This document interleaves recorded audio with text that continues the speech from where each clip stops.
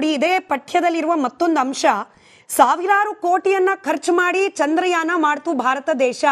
ಅದರಿಂದ ಈ ದೇಶದಲ್ಲಿರುವ ಒಬ್ಬ ಬಡವನಿಗೂ ಕೂಡ ಸಹಾಯ ಆಗಲಿಲ್ಲ.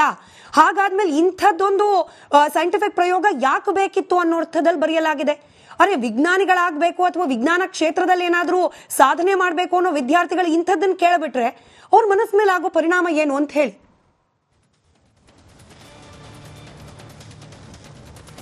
ಮೇಡಮ್, ನೀವೇಗೇನು ಹೇಳಿದಿರಿ, ಈಗ ನೀವು ಇದಕ್ಕಿಂತ ಮೊದಲು ಚರ್ಚೆಯಲ್ಲಿ ಕೂಡ ಹೇಳಿದ್ರಿ ವಿದ್ಯಾರ್ಥಿಗಳ ಮೇಲೆ ಯಾವ ರೀತಿಯಾಗಿ ಇದು ಪರಿಣಾಮ ಬೀರುತ್ತೆ ಅಂತ. ಇವತ್ತು ಹೋರಾಟ ಮಾಡ್ಬೇಕಾದ್ರೆ ಒಬ್ಬ ವಿದ್ಯಾರ್ಥಿ ಹೋರಾಟದ ನಂತರ ಬಂದು ನನ್ನ ಹತ್ರ ಭೇಟಿ ಮಾಡಿ ಮಾತಾಡ್ಬೇಕಾದ್ರೆ ಆ ವಿದ್ಯಾರ್ಥಿ ಹೇಳ್ದ, ಅಣ್ಣ ಈ ಪಾಠವನ್ನ ಬೋಧನೆ ಮಾಡ್ಬೇಕಾದ್ರೆ ನಾನೇ ನಮ್ಮ ಅಧ್ಯಾಪಕರ ಹತ್ರ ವಾದ ಮಾಡಿದೆ, ಈ ರೀತಿಯಾಗಿ ಬೋಧಿಸ್ತಾ ಇದ್ದೀರಲ್ಲ, ಇಂಥ ಪಾಠವನ್ನ ಕಲಿತು ನಮ್ಮಲ್ಲಿ ರಾಷ್ಟ್ರಾಭಿಮಾನ ಬರ್ಬೇಕಾದವ್ರು ನಾವೆಲ್ಲ ರಾಷ್ಟ್ರದ ಬಗ್ಗೆ ಅಗೌರವ ತೋರೋ ರೀತಿ ಮಾಡ್ತಾ ಇದ್ದೀರಲ್ಲ ನೀವು ಅಂತ ಹೇಳಿದ್ದೆ.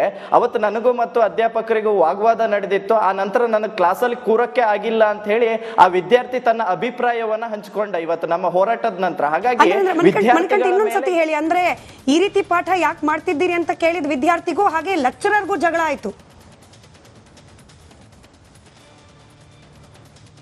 ಖಂಡಿತ ಲೆಕ್ಚರಿಗೂ ಕೂಡ ವಿದ್ಯಾರ್ಥಿಗೂ ಕೂಡ ಇದೇ ವಾಗ್ವಾದ ನಡೆದು ಆ ಒಂದು ವಿದ್ಯಾರ್ಥಿ ಪ್ರಶ್ನೆ ಮಾಡ್ತಾನೆ, ಇಷ್ಟು ರಾಷ್ಟ್ರದ ವಿರೋಧಿಯಾಗಿರುವಂತಹ ಪಠ್ಯ ಪುಸ್ತಕವನ್ನ ನಮಗೆ ಬೋಧನೆ ಆಗ್ತಾ ಇದೆಯಲ್ಲ, ಇದು ಸರಿ ಅಲ್ಲ ಅಂತ ಹೇಳಿ ವಿದ್ಯಾರ್ಥಿ ಆ ಒಂದು ಅಧ್ಯಾಪಕರ ಜೊತೆ ವಾಗ್ವಾದ ಮಾಡ್ತಾನೆ. ಆಮೇಲೆ ಅವ್ನು ತರಗತಿಗೆ ಕೂರೋದಿಕ್ಕಾಗೋದಿಲ್ಲ. ಆ ವಿದ್ಯಾರ್ಥಿ ಇವತ್ತು ಅಭಿಪ್ರಾಯ ಹಂಚ್ಕೊಂಡ, ನೀವು ಇಂಥ ಒಂದು ಹೋರಾಟವನ್ನು ತಗೊಂಡಿದ್ದೀರಿ, ನನಗೆ ಬಹಳ ಸಂತೋಷ ಆಯ್ತು, ಯಾಕಂದ್ರೆ ಕ್ಲಾಸಲ್ಲಿ ನಾನು ವಾಗ್ವಾದವನ್ನ ಮಾಡಿದ್ದೆ ನನ್ನ ಅಧ್ಯಾಪಕರ ಜೊತೆ, ಇಂಥ ಪಾಠಗಳನ್ನೆಲ್ಲ ಕಲಿಸ್ತಾ ಇದ್ದೀರಲ್ಲ ಅಂತ ಹೇಳಿ ಈ ವಿದ್ಯಾರ್ಥಿ ಹೇಳುವಂತ ಕೆಲಸವನ್ನ ಇವತ್ತು ಮಾಡಿದ್ದಾನೆ. ಹಾಗಾಗಿ ಸಾವಿರಾರು ವಿದ್ಯಾರ್ಥಿಗಳಲ್ಲಿ ಇಂತಹ ಒಂದು ವಿಚಾರ ಇದೆಯಲ್ಲ, ಬಹಳಷ್ಟು ಮಟ್ಟದ ಒಂದು ಪರಿಣಾಮವನ್ನ ಬೀರ್ತಾ ಇದೆ. ಇವತ್ತು ದೇಶದ ಬಗ್ಗೆ ಗೌರವ ಕೊಡಬೇಕಾದಂತ ವಿದ್ಯಾರ್ಥಿಯಲ್ಲಿ ದೇಶದ ಅಭಿಮಾನವೂ ಬರಬಾರದು. ಈ ಪಾಠವನ್ನೊಮ್ಮೆ ಪೂರ್ತಿಯಾಗಿ ಓದಿದ್ರೆ ನಾನು ಎಲ್ಲೋ ಒಂದ್ ಕಡೆ ಪಾಠ ಓದ್ತಾ ಅನ್ಕೊಳ್ತಾ ಇದ್ದೆ, ರಾಷ್ಟ್ರೀಯತೆಯ ಬಗ್ಗೆ ಇವರಿಗೇನೋ ವಿರೋಧ ಇದೆ, ಆದ್ರೆ ನಾಡಿನ ಬಗ್ಗೆನಾರು ಅಭಿಮಾನ ಇದೆಯಾ ಅಂತ ಹೇಳಿ ನಾನು ಈ ಪಾಠವನ್ನ ಓದಕ್ ಹೋದೆ. ಆದ್ರೆ ದೇಶದ ಬಗ್ಗೆಯೂ ಅಭಿಮಾನ ಇಲ್ಲ, ನಾಡಿನ ಬಗ್ಗೆಯೂ ಅಭಿಮಾನ ಇಲ್ಲ. ಭುವನೇಶ್ವರಿ ತಾಯಿಯನ್ನ ಕೋಮುವಾದಿ ಅಂತ ಹೇಳಿ ಕರೆದಿದ್ದಾರೆ. ಅದ್ರ ಜೊತೆಗೆ ಲೇಖಕರ ಮನಸ್ಥಿತಿ ಯಾವ ರೀತಿಯಾಗಿದೆ ಅಂತ ಹೇಳಿದ್ರೆ, ಸಹೋದರ ದೇಶದ ಭಯೋತ್ಪಾದನೆಯನ್ನ ನಾವು ಪ್ರೀತಿಯಿಂದ ಗೆಲ್ಲಬೇಕು ಅಂತ ಹೇಳುವಂತ ಕೆಲಸವನ್ನ ಲೇಖಕರು ಈ ಪಠ್ಯದೊಳಗಡೆ ಮಾಡಿದ್ದಾರೆ. ಅಂದ್ರೆ ಭಯೋತ್ಪಾದನೆಗೂ ಕೂಡ ಈ ಲೇಖಕರ ಬೆಂಬಲ ಇದೆ ಅಂತ ಹೇಳಿ ನಮಗೆ ಈ ಪಠ್ಯದಲ್ಲಿ ನೋಡೋದಕ್ಕೆ ಸಿಗುತ್ತೆ. ಇವುಗಳೆಲ್ಲ ನಾನು ಅರುಣ್ ಜೋಶಿ ಸರ್ಗೆ ನೀವು ನನಗೊಂದು ಪ್ರಶ್ನೆಗೆ ಲೀಡ್ ಕೊಟ್ರಿ, ಥ್ಯಾಂಕ್ ಯು ಮಣಿಕಂಠ್. ನಾನು ಅರುಣ್ ಜೋಶಿ ಸರ್ನ ಕೇಳ್ತೀನಿ, ಈಗ ನಮ್ಮ ದೇಶದ ಸಂವಿಧಾನ ಪ್ರತಿಯೊಬ್ಬರಿಗೂ ಕೂಡ ಅಭಿವ್ಯಕ್ತಿ ಸ್ವಾತಂತ್ರ್ಯ ಅಂತ ಕೊಟ್ಬಿಟ್ಟಿದೆ ಅರುಣ್ ಸರ್. ನಾವು ಲೇಖಕರನ್ನ ಪ್ರಶ್ನೆ ಮಾಡೋ ಹಾಗೆ ಇಲ್ಲ, ಯಾಕಪ್ಪ ಹೀಗೆಲ್ಲ ಬರ್ದಿದ್ಯಾ ಅಂತ ಹೇಳಿ. ಅವರ ವಿಚಾರಧಾರೆಗಳೇನಿದೆ ಪುಸ್ತಕ ರೂಪದಲ್ಲಿ ಅವ್ರು ಬರ್ದಿದ್ದಾರೆ. ಬಟ್ ನನಗಿರೋ ದೊಡ್ಡ ಪ್ರಶ್ನೆ, ಇಂಥ ಒಬ್ಬ ಲೇಖಕರು ಬರೆದಿರುವ ವಿಚಾರಗಳನ್ನ ಯೂನಿವರ್ಸಿಟಿಯಲ್ಲಿ ಕಲಿಸಬಹುದು ಅಂತ ನಿರ್ಧಾರ ಮಾಡಿದವರು ಇದ್ದಾರಲ್ಲ ಪುಣ್ಯಾತ್ಮರು, ಅವ್ರು ಯಾರು ಅಂತ ಹೇಳಿ. ಮೇಡಮ್, ಎರಡು ಪ್ರಶ್ನೆ ಇದೆ ಇದರಲ್ಲಿ. ಅಭಿವ್ಯಕ್ತಿ ಸ್ವಾತಂತ್ರ್ಯ ಅಂತಂದ್ರೆ ಮನಸ್ಸಿಗೆ ಬಂದದನ್ನ ಮನಸ್ಸಿಗೆ ಬಂದಾಗ ಹೇಳಲಿಕ್ಕೆ ಆಗಲ್ಲ. ಅಭಿವ್ಯಕ್ತಿ ಸ್ವಾತಂತ್ರ್ಯ ರಾಷ್ಟ್ರ ವಿರೋಧಿ ಆಗಿರಬಾರ್ದು. ಅಭಿವ್ಯಕ್ತಿ ಸ್ವಾತಂತ್ರ್ಯ ಇನ್ನೊಬ್ಬರು ಮಾನಹರಣವನ್ನು ಮಾಡಬಾರ್ದು. ಅಭಿವ್ಯಕ್ತಿ ಸ್ವಾತಂತ್ರ್ಯ ಕೋಮುಗಳ ನಡುವೆ ದ್ವೇಷವನ್ನು ತರಬಾರ್ದು. ಅಭಿವ್ಯಕ್ತಿ ಸ್ವಾತಂತ್ರ್ಯ ಬೇರೆಯವ್ರ ಮನಸ್ಸಿಗೆ ನೋವಾಗುವಂತೆ ನಮ್ಮ ಮಾತುಗಳಾಡಬಾರ್ದು. ಇದಕ್ಕೆ ಕೆಲವು ರಿಸ್ಟ್ರಿಕ್ಷನ್ಸ್ ಇವೆ. ಮನಸ್ಸಿಗೆ ಬಂದಾಗ ನಾನು ಏನೋ ಒಂದು ಮಾತಾಡಿ ಕೋಮುಗಲ್ಬೆ ಹಬ್ಬಿಸ್ತೀನಿ ಅನ್ಲಿಕ್ಕಾಗಲ್ಲ. ಇವತ್ತು ಭಾರತ ಮಾತೇನು ಬೈತಾರೆ, ಆ ಭಾರತ ಮಾತೇನು ಬೈದ್ರೆ ನಾನು ಅಭಿವ್ಯಕ್ತಿ ಸ್ವಾತಂತ್ರ್ಯ ನಾನು ಏನ್ ಬೇಕಾದ್ ಮಾತಾಡಬಹುದು ಅನ್ನೋದಕ್ಕಾಗಲ್ಲ. ಇದು ಮೊದಲನೇ ಪಾರ್ಟ್. ಕೆಲವು ಮಟ್ಟಿಗೆ ನಾವು ಹೊರಗಡೆ ಏನೋ ಇವರು ಪೇಪರ್ ನಲ್ಲಿ ಬರೀತಾರೋ, ಆರ್ಟಿಕಲ್ ವೆಬ್ ನಲ್ಲಿ ಬರೀತಾರೋ, ಮತ್ತೊಂದು ಬರೀತಾರೋ ಮಾಡ್ಕೊಂಡು ಹೋದ್ರೆ ಬಹಳ ಜನ ಓದ್ತಾರೆ, ಬಿಡ್ತಾರೆ, ಸುಮ್ಮನೆ ಆಗ್ತಾರೆ, ಒಪ್ಪೋರು ಬಿಡೋರು ಬಿಡ್ತಾರೆ. ಇನ್ನು ಪಠ್ಯ ಪುಸ್ತಕದಲ್ಲಿ ಇದು ಬರೋದಂದ್ರೆ it is a government agency. University is a central government UGC under ಬರುವಂತಹದ್ದು, ಸ್ಟೇಟ್ ಗವರ್ಮೆಂಟ್ ಎಜುಕೇಶನ್ ಡಿಪಾರ್ಟ್ಮೆಂಟ್ ಅಲ್ಲಿ ಬರುವಂತಹದ್ದು. ಮಕ್ಕಳಿಗೆ ಅಲ್ಲಿ ನಾವು ರಾಷ್ಟ್ರದ ಮೇಲೆ ಮೂಲಭೂತ ಕರ್ತವ್ಯ ಮತ್ತು ಹಕ್ಕುಗಳನ್ನು ಬರ್ತದೆ. ರಾಷ್ಟ್ರದಲ್ಲಿ ಸಮಾನತೆ, ನಮ್ಮ ರಾಷ್ಟ್ರದಲ್ಲಿ ಸೋದರತ್ವ, ರಾಷ್ಟ್ರೀಯ ಸಂಕೇತಗಳ ಬಗ್ಗೆ ಗೌರವ ಕಲಿಸುವಂತ ಪಾಠಗಳನ್ನು ನಾವು ಅಲ್ಲಿ ಕಲಿಸ್ಕೊಡ್ಬೇಕು. ಅದನ್ನ ಬಿಟ್ಟು ಇಂಥ ಒಂದು ತರೋದೇನಿದೆಯಲ್ಲ, ಇದು ದೇಶದ್ರೋಹದ ಕೆಲಸನೇ ಆಗ್ತದೆ.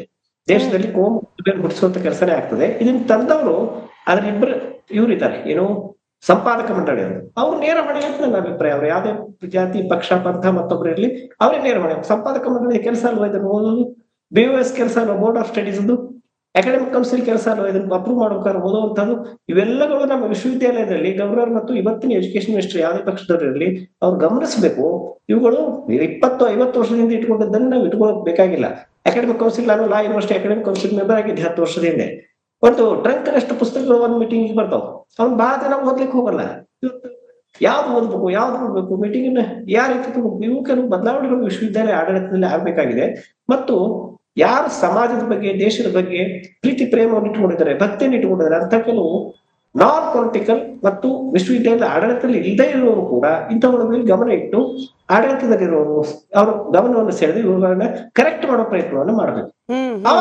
ಒಳ್ಳೆ ಶಿಕ್ಷಣ ಅಂದ್ರೆ ಈಗ ಅರುಣ್ ಜೋಶಿ ಸರ್ ತಮ್ಮ ಗಮನಕ್ಕೆ ಬಂತು, ವಿದ್ಯಾರ್ಥಿಗಳು ಕೆಲವರು ತಮ್ಮ ಗಮನಕ್ಕೆ ತಂದ್ರು, ತಾವು ಪ್ರತಿಭಟಿಸಿದ್ರೆ ಇದನ್ನೇನೋ ಪಠ್ಯದಿಂದ ಕೈ ಬಿಡೋ ಪ್ರಯತ್ನ ಮಾಡ್ತಿದ್ದಾರೆ. ಬಟ್ ಇಂಥದ್ದು ಇನ್ ಯಾವ್ಯಾವ ಯೂನಿವರ್ಸಿಟಿಲಿ, ಯಾವ್ಯಾವ ಶಾಲೆಗಳಲ್ಲಿ, ಯಾವ್ಯಾವ ಪಠ್ಯದ ರೂಪದಲ್ಲಿ ಅಥವಾ ಉಪನ್ಯಾಸಕರ ಏನು ವಿದ್ಯಾರ್ಥಿಗಳಿಗೆ ಕೊಡೋ ಬೋಧನೆಯ ಸ್ವರೂಪದಲ್ಲಿ ಎಲ್ಲೆಲ್ಲಿ ಬರ್ತಿದೆ, ಇದನ್ನು ಕಂಡುಹಿಡಿಯೋರು ಯಾರು? ಪರಿಷ್ಕರಣೆ ಅನ್ನೋದಾಗಬೇಕು ಅನ್ನೋದು ನಿಜ, ಬಟ್ ಯಾರು ಮಾಡೋರು, ಹೇಗೆ ಮಾಡಬೇಕು? ಬಹಳ ಡೀಪ್ ಇದೆಯಾ ಈ ಸಮಸ್ಯೆ ಅಂತ ಹೇಳಿ. ಒಂದು ಚಿಕ್ಕ ಬ್ರೇಕ್ ಹೋಗೋ ಸಮಯ. ಬ್ರೇಕಿಂದ ಬಂದ ಮೇಲೆ ಇದೇ ವಿಚಾರವಾಗಿ ಕೇವಲ ಪಠ್ಯ ಕೈ ಬಿಟ್ರೆ ಆಗೋಯ್ತಾ? ಇಂಥದ್ದೊಂದು ಪಠ್ಯವನ್ನ ತರುವ ಪ್ರಯತ್ನ ಮಾಡಿದ್ರಲ್ಲ, ಅವ್ರ ವಿರುದ್ಧ ಕ್ರಮ ಬೇಡವಾ? ಕರ್ನಾಟಕ ವಿವಿ ಮಾಡಿರುವ ಎಡವಟ್ಟಿನ ಬಗ್ಗೆ ಮಾತನಾಡ್ತಾ ಇದ್ವಿ. ನಮ್ಮ ಜೊತೆ ಹಿರಿಯ ನ್ಯಾಯವಾದಿಗಳಾದ ಅರುಣ್ ಜೋಶಿ ಅವರಿದ್ರು, ಹಾಗೆ ವಿದ್ಯಾರ್ಥಿ ಸಂಘಟನೆಯಿಂದ ಮಣಿಕಂಠ್ ಹಾಗೆ ಅರುಣ್ ಅಮರ್ಗೋಲ್ ಅವರಿದ್ದಾರೆ. ಅರುಣ್ ಅಮರ್ಗೋಲ್ ಅವರೇ, ನನ್ನ ಧ್ವನಿ ತಲುಪ್ತಾ ಇದ್ರೆ ನೋಡಿ. ಇವಾಗ ಪಠ್ಯದಿಂದ ಕೈ ಬಿಟ್ರು ಸರಿ, ಈಗ ಇದನ್ನ ಪಠ್ಯದಲ್ಲಿ ತರಬೇಕು ಅಂತ ಹೇಳಿ ಇದ್ದವರ ಮನಸ್ಥಿತಿ ಇದೆಯಲ್ಲ, ಅದಕ್ಕೇನು ಶಿಕ್ಷೆ ಅನ್ನೋದಿಲ್ವಾ? ಅದನ್ನ ಯಾರು ಪ್ರಶ್ನೆ ಮಾಡೋರಿಲ್ವಾ ಅಂತ ಹೇಳಿ, ಕೇವಲ ಟೆಕ್ಸ್ಟ್ ಬುಕ್ ಇಂದ ಇದನ್ನ ಆಚೆ ಇಟ್ಬಿಟ್ರೆ ಮುಗಿದು ಹೋಯ್ತಾ ಅಂತ.